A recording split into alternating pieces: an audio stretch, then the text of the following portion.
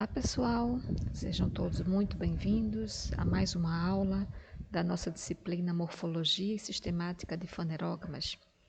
Então, estamos em mais uma semana e nessa semana nós vamos estudar um pouco, conhecer com mais detalhes a morfologia das estruturas reprodutivas que representam os estróbilos nas gimnospermas e as flores nas angiospermas.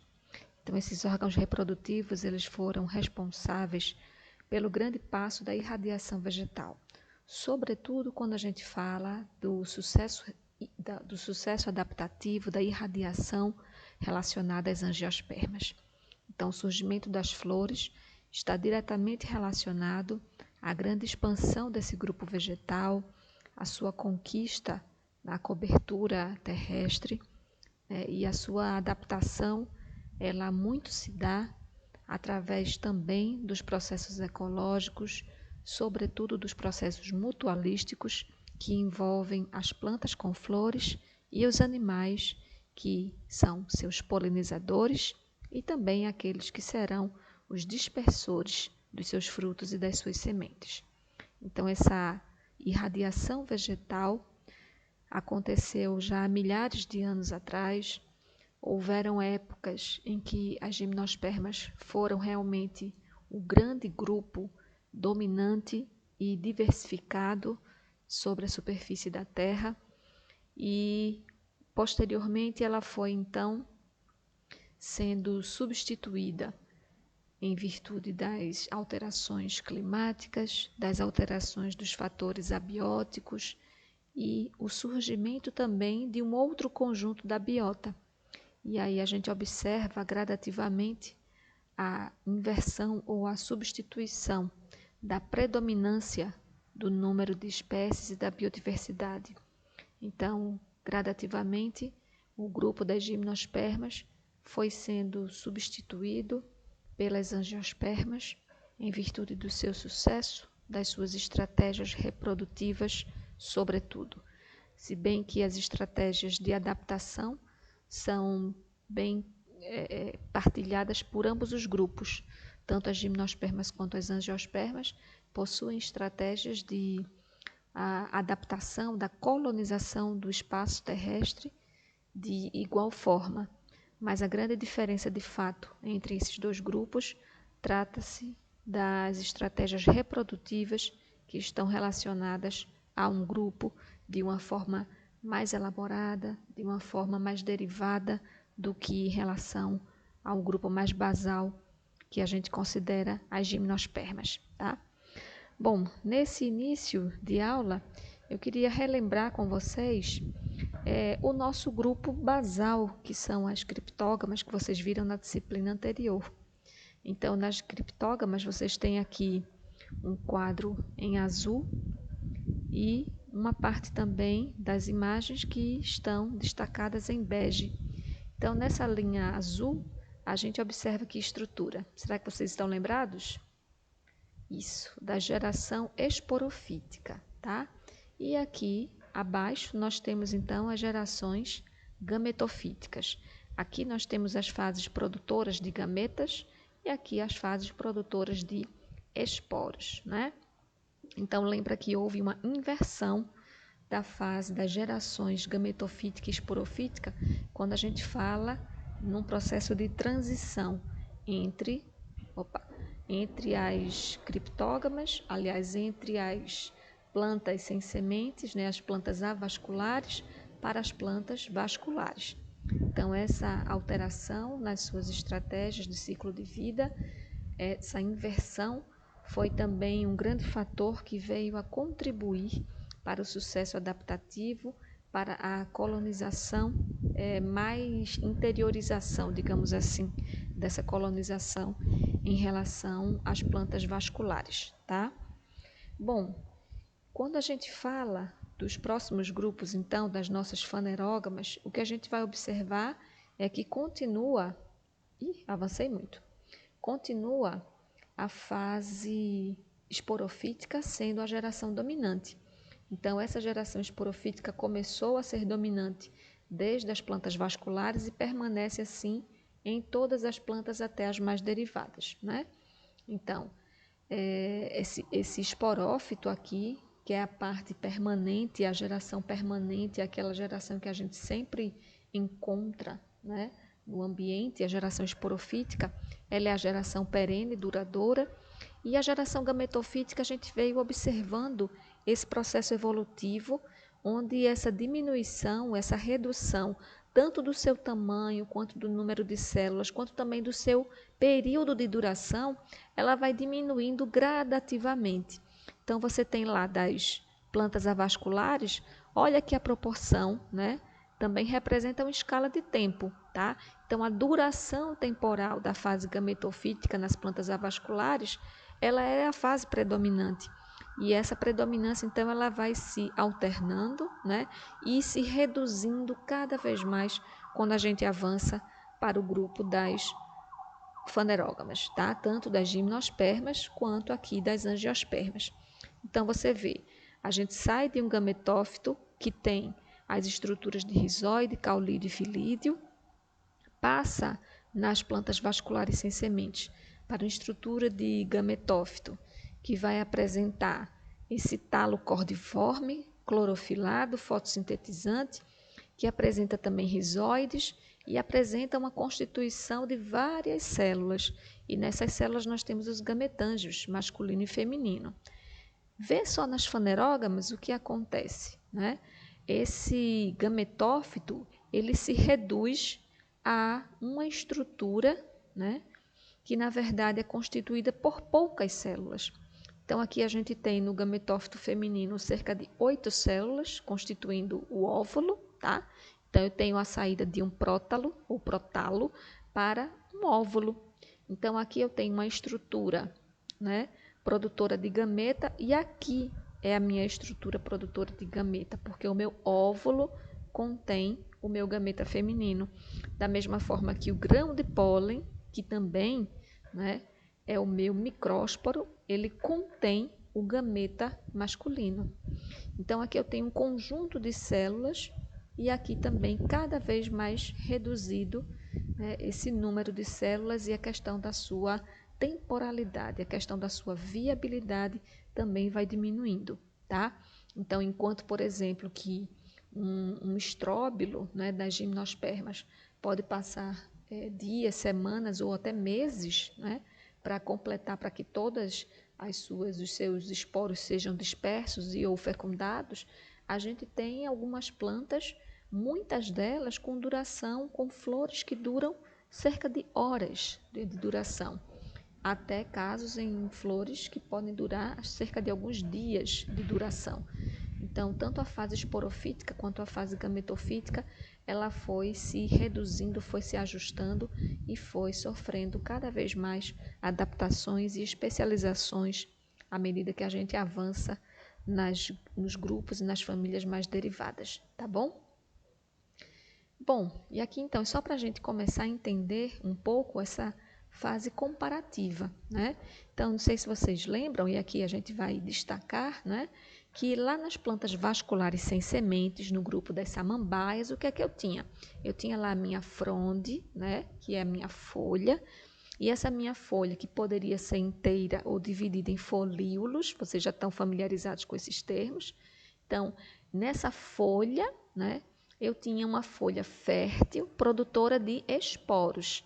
Então, se é o meu esporófito, a minha planta produtora de esporo, essa minha planta tem folhas, tem filos, então é o esporófilo, é a folha do esporófito, e esse meu esporofilo produz esporos, tá?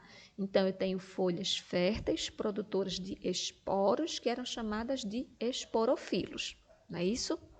Recordar vale a pena. Algumas outras plantas desse grupo, tanto das samambaias quanto das licófitas, ela tinham os seus esporos sendo produzidos em estruturas diferenciadas, que eram chamadas de estróbilos. Não sei se vocês recordam, né? Então, esses estróbilos, eles eram caracterizados pelo quê? Eu tinha uma folha estéril, tá aqui, que é chamada de lígula, tá aqui tanto no meu lado direito quanto no lado esquerdo. E esses estróbilos, que eram um conjunto de folhas modificadas, folhas estéreis, não eram aquelas folhas verdes aqui da imagem anterior, mas eram folhas reduzidas, escamiformes e estéreis, elas suportavam, elas protegiam, elas envolviam as estruturas portadoras dos esporos, que eram os esporângios, tá? Então, o estróbilo era formado por vários esporângios e eu poderia ter aqui um estróbilo formador de esporângios masculinos, aliás, aqui masculinos, e eu poderia ter estróbilos formadores de esporos femininos, tá?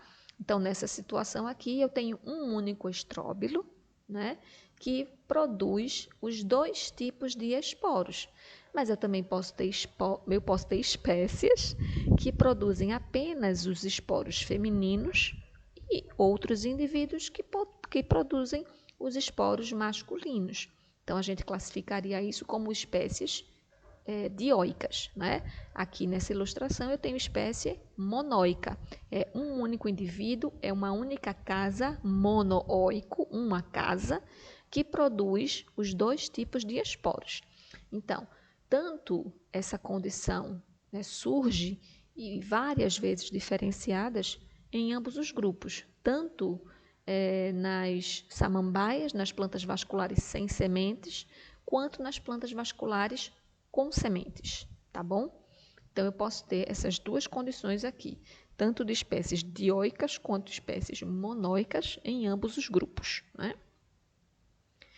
E então, nas gimnospermas, a gente observa, né, exatamente essa característica bem semelhante ao que vocês já devem ter estudado em criptógamas, né? Então, é mais comum nós encontrarmos espécies que sejam dioicas, tá? Ou seja, indivíduos com estróbilos formadores ou portadores dos megásporos, que são os óvulos, né? E indivíduos que são portadores dos micrósporos, que são os grãos de pólen. Mas, claro que a gente também pode encontrar espécies monóicas em gimnospermas, tá? Ou seja, um único estróbilo produzindo tanto óvulo quanto grão de pólen. Então, lembra, na verdade, né, que vocês já leram na apostila também de folhas, na semana passada, que esses estróbilos, eles tratam, na verdade, de folhas modificadas. E essa modificação ela começou a acontecer desde lá as nossas primas das samambaias, né? Então, aqui eu tenho uma folha modificada, por quê? Porque é uma folha que vai assumir uma outra função que não é fazer fotossíntese unicamente, mas está relacionada à reprodução do vegetal. Então, essa função ela foi sendo cada vez mais especializada, mais refinada, digamos assim, nas plantas, né? E as folhas foram assumindo cada vez mais funções até chegar em folhas, né, modificadas aqui, assumindo a estrutura de um estróbilo, né? E aí, então, eu tenho esse conjunto de folhas modificadas. Aqui eu tenho folhas estéreis, que elas apenas são portadoras, elas envolvem, elas protegem as estruturas formadoras, produtoras dos esporos, tá? Então, tanto de micrósporo quanto de megásporo. Então, dessa forma, a gente pode observar a constituição, né, dos estróbilos nas gimnospermas. Esses estróbilos são as estruturas reprodutivas nesse grupo vegetal, tá? Então, uma outra forma da gente encontrar a distribuição desses estróbilos nas plantas é essa característica aqui. Então, essa característica aqui, eu posso encontrar esse arranjo, né, um indivíduo apenas com estróbilo masculino e um indivíduo apenas com estróbilo feminino, então seriam realmente espécies dioicas. Eu posso ter essa condição aqui, um único indivíduo, onde eu tenho estróbilos somente de micrósporos, né, formadores de micrósporos, mas na mesma planta eu tenho também estróbilos formadores de megásporos, tá? Então, essa planta seria considerada o quê? Monóica ou dioica? Monóica, muito bem. É um único indivíduo, é uma única planta que ela produz, sim, os dois tipos de gametas, os dois tipos de esporos, tanto megásporo quanto micrósporo, tanto óvulo quanto grão de pólen. Beleza? Então, esse é mais um tipo de arranjo que a gente pode encontrar desses estróbilos nas gimnospermas, além, né, dos estróbilos que são produtores das estruturas na mesma peça, tá? Então, o mesmo estróbilo que pode formar tanto megásporo quanto micrósporo, mas essa é uma condição mais rara de se encontrar nas gimnospermas.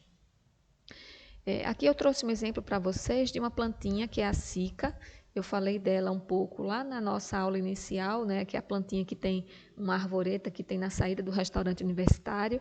Aqui ela não está muito grande, né, mas ela forma de fato um caule bem lenhoso. E as estruturas reprodutivas aqui é o que eu queria destacar. Então, a cica ela é caracterizada por ser uma espécie dioica, tá? Aqui é o indivíduo que vai formar os micrósporos. Então, esse é o estróbilo, né? É o microestróbilo, apesar de ele não ser micro, ele é muito grande, é uma estrutura que pode medir cerca de 50 a 80 centímetros aproximadamente de altura, né? Mas ele é chamado de microestróbilo, por quê? Porque ele é um estróbilo que produz micrósporo, tá? Então, ele é um microestróbilo. E aqui é um megaestróbilo, por quê? Porque é um estróbilo que vai produzir os megásporos, tá bom? Então, as plantas ditas, né, não é um termo muito adequado da gente relacionar, mas as plantas ditas masculinas, elas são produtoras de micrósporos, e as plantas ditas femininas são as plantas produtoras dos megásporos. Então, aqui a gente tem a produção de grão de pólen e nesse outro indivíduo nós temos a produção dos óvulos, tá? Então, esse daqui é um exemplo de uma cica, que é uma gimnosperma atual, uma espécie dioica, que ela é bastante utilizada no paisagismo, tá? Quem quiser ganhar dinheiro aqui com paisagismo, né? Uma muda de cica bem menor do que essa daqui, eu já vi em floricultura em torno de R$400. Então, ser cultivador de cica é uma boa estratégia, tá? Fica a dica. E aqui, olha que beleza. O que é que vocês acham que é isso? Um monte de pitomba, um monte de araçá, um monte de bolinhas. Não são frutos, tá? Podem parecer que são frutos, mas na verdade aqui já são as sementes. Então, aqui é o destaque, ó. Tá vendo o que é isso daqui? É a folha produtora dos esporos femininos. É a folha produtora dos megásporos. Então, aqui eu tenho um megásporo que não foi bem fecundado, né? Ele pode ter sido abortado. E aqui eu tenho a minha semente. Lembra que gimnosperma é caracterizada por não possuir fruto. Fruto é uma estrutura oriunda das flores. Como as gimnospermas não têm flores, as suas sementes são nuas, né? Gimno é nu, esperma, semente. As suas sementes são nuas por quê? Porque elas são exteriorizadas, assim da forma como vocês estão vendo. Então, o que antes, né, o que um dia foram os óvulos, né, aqui eu tenho, de fato, uma estrutura um pouco maior do que é um óvulo propriamente dito, ou um megásporo propriamente dito, um megásporo funcional, né? Mas aqui, então, a gente observa tanto o sucesso da fecundação desse megásporo, quanto aqui um insucesso na culminância do processo reprodutivo, do desenvolvimento desse megásporo. Claro que isso pode estar relacionado a várias características, né? Desde o tipo de grão de pólen que chegou aqui, até mesmo a distribuição dos recursos vegetais que a planta-mãe possa dispor. Então, tem uma capacidade de recurso, tem várias questões associadas a esse sucesso reprodutivo que a gente observa nessas plantas, tá bom? Mas aqui mesmo queria destacar, né, exatamente essas estruturas. Então, numa planta feminina, né, às vezes a gente não consegue visualizar direito essas estruturas, mas aqui eu tenho, ó, esse estróbilo, ele é formado, na verdade, por várias folhas carpelares.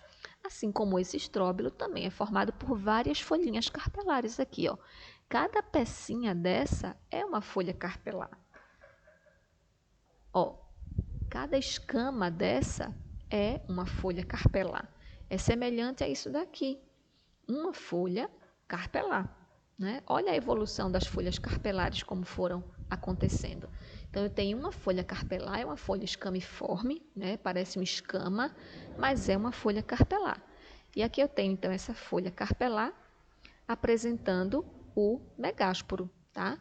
Então, esse óvulo ele vai ser fecundado e, quando fecundado, todo o processo de diferenciação e desenvolvimento, né, para a formação do embrião vai resultar no surgimento e no desenvolvimento dessa semente, como a gente observa nessa estrutura. Então, aqui eu tenho a minha folha carpelar, né? Então, se é uma folha que vai produzir os megásporos, então é o quê? Um mega esporofilo, tá? É um mega esporofilo, ou seja, é uma folha que vai portar os megásporos, que é chamado de óvulo. Então, tanto nas gimnospermas quanto nas angiospermas, o termo que a gente chama desse mega esporofilo é óvulo e do microesporofilo, grão de pólen, tá bom? Vamos lá. Bom, representadas as estruturas, né, das gimnospermas, elas só apresentam esse tipo de estrutura reprodutiva que são os estróbilos, né? Os arranjos eles são mais variáveis, a gente pode ter alguns estróbilos mais refinados. Essa parte vocês vão ver na diferenciação quando chegar a parte de sistemática, tá bom? Que é a próxima fase da nossa disciplina. Então, eu só vou aqui falar de relance qual é a estrutura geral dos estróbilos, né? E a estrutura geral da flor também, porque essa parte de evolução da flor vocês também vão ver com mais profundidade na parte de sistemática, tá bom? Mas eu não poderia deixar de falar como é que essa estrutura surgiu. Então, a gente está vendo que desde as nossas samambaias, a gente tem aquelas folhas portadoras de esporos. Então, imagina que aqui é uma raque, é um folíolo, enfim, seja lá o que for. E aqui eu tenho os meus esporos, né, que podem ser tanto micrósporo quanto megásporo. Vamos imaginar aqui que sejam dos dois tipos, tá? E essa folha carpelar, que nas gimnospermas continua exteriorizada, aberta, digamos assim, né? Apresentando as sementes ou apresentando antes disso os óvulos de uma forma muito mais desprovida de proteção. Essa folha carpelar, com o passar do tempo, né, à medida que as plantas foram evoluindo, elas vão se fechando. Então, imagina que uma folha carpelar fechada, ela vai encerrar dentro dela todas as suas estruturas portadoras dos esporos. Então, com o fechamento, com a dobradura e o fechamento da folha carpelar, esses esporos, tanto megásporo quanto micrósporo, ele não está mais exposto. Essa situação aqui, ela não acontece mais, né? Então, o que aconteceria? Aqueles óvulos que aqui estão expostos, nessa condição, eles ficam dentro dessa folha carpelar. Agora, imagina isso tanto para óvulo quanto para o grão de pólen, tanto para o megásporo quanto para o micrósporo. Então, eu continuo tendo uma folha produtora de megásporo e uma folha produtora de micrósporo, só que esses esporos eles não vão mais estar tão exteriorizados como a gente vê nessa imagem, né? E aí a gente tem, na verdade, a diferenciação, né? Os passos evolutivos que culminaram com o surgimento da flor.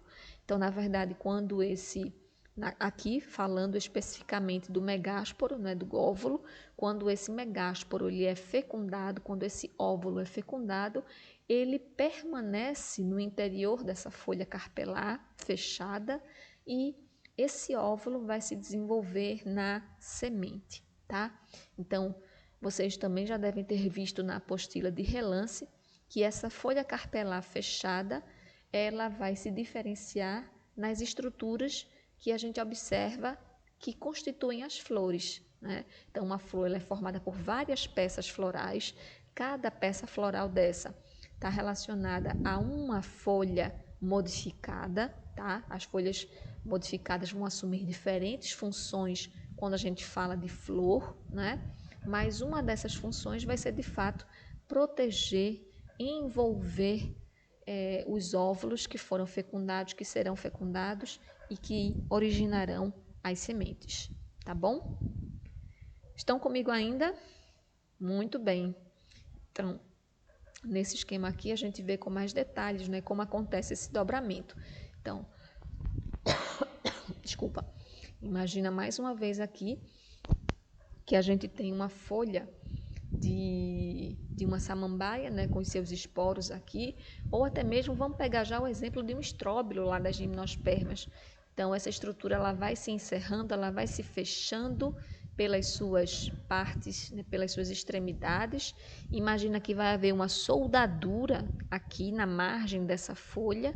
Então, isso vai deixar também uma cicatriz, ó.